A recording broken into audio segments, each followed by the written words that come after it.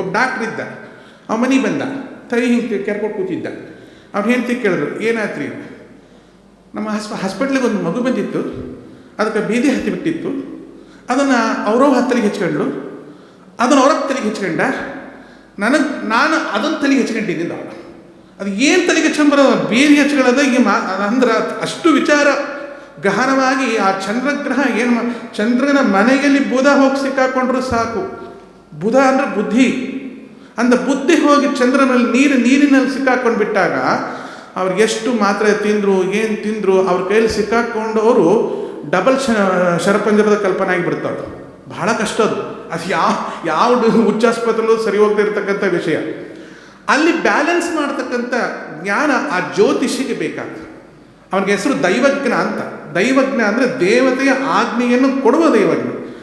ಇವತ್ತು ಬಾಯಿ ಬಂದಂಗೆ ಹರ್ಕೋಬೋದು ನಾವು, ಜ್ಯೋತಿಷ್ಯ ನಂಬಬೇಡಿ, ಅಯ್ಯ ನಂಬಬೇಡ ಬಿಡೋ ಮನೆ, ನೀ ನಂಬಬೇಡ ಅನ್ಲಿಕ್ಕೂ ನಿನ್ನ ಕುಂಡ್ಲಿನೇ ಹೇಳ್ತಿರ್ತದೆ. ನಂಬಬೇಡ ಅನ್ಲಿಕ್ಕೆ ಒಂದು ಗ್ರಹ ವ್ಯವಸ್ಥೆ ಮಾಡಿ.